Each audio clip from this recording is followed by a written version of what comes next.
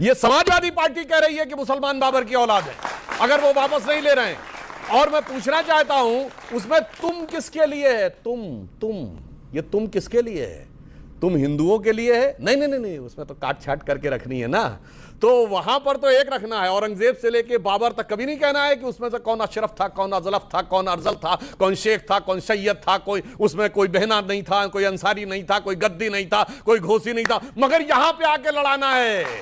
और किस लिए? मुझे इसलिए इस बात पे दुख है जो सभापति राज्यसभा कह रहे थे कि देश के जितने भी महान योद्धा हैं उनके साथ सम्मान का व्यवहार होना चाहिए। राजकुमार भाटी, आपका इस चर्चा में स्टेक बहुत हाई है और मैं इसलिए जिम्मेदारी से इस बात को बोल रहा हूं। औरंगजेब पर बयान जो अबू आसिम आजमी साहब ने दिया वो आपके सामने है। Ramjilal Suran, Rajya Sabha member of parliament, Samajwadi party. Akhilesh ji, आपकी पार्टी के सर्वोच्च नेता। क्या आपको लगता नहीं है कि आप लोगों ने इंस्टिगेट किया, आपने उकसाया? अब कांग्रेस का एक बड़ा नेता मध्य प्रदेश का साधु संतों को, महामंडलेश्वरों को सांड तक कह रहा है। मतलब क्या बचता है बचाने को इसके बाद? अब एक तो सुधांशु त्रिवेदी जी ने रामजीलाल सुमन जी के बयान का जिक्र किया, कहा कि उन्होंने ये कहा कि सारे मुसलमान औरंगजेब की औलाद हैं। नहीं, बाबर की औलाद। उन्होंने कहा मुसलमान बाबर की औलाद, बाबर की औलाद हैं। बिल्कुल उलट कह रहे हैं। भारतीय जनता पार्टी के लोग ऐसा कह के प्रदर्शित करने की कोशिश करते हैं कि सारे मुसलमान मुगल हैं, और हम हमेशा खंडन करते रहे हैं। आपकी डिबेट में भी कई बार किया था कि सारे मुसलमान मुगल नहीं हैं।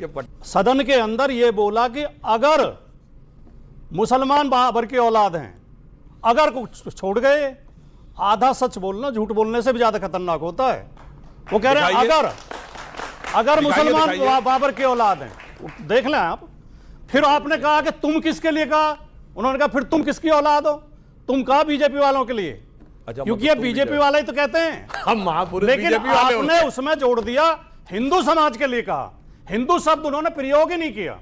पूरे उनकी स्पीच में कहीं हिंदू शब्द नहीं है। लेकिन अमीश जी, जो आप सवाल उठा रहे हैं, कोई आदमी किसी राजा के बारे में गलत बोल दे, हो सकता है इतिहास कम पढ़ा हो सकता है ज्ञान कम हो, लेकिन हमारा कोई आदमी आपको धार्मिक विद्वेष फैलाता हुआ नहीं मिलेगा, हिंदू मुसलमान के बीच नफरत फैलाता हुआ नहीं मिलेगा। इनके लोग क्या करते हैं? मैं इनके दो सर्वोच्च नेताओं के बयान आपको बताता हूं जो इस समय सोशल मीडिया पे चल रहे हैं। कोई देखेगा उस पर, यूट्यूब वगैरह मिल जाएंगे। मोदी जी कह रहे हैं मेरा घर मुसलमानों के बीच में था, ईद पर हमारे घर मुसलमानों के घरों से खाना आता था, हमारे घर में खाना नहीं बनता था ईद के दिन। मोदी जी कह रहे हैं। योगी जी कह रहे हैं 100 मुसलमानों के बीच में भी अगर 50 हिंदू रहते हो तो वो सुरक्षित नहीं है।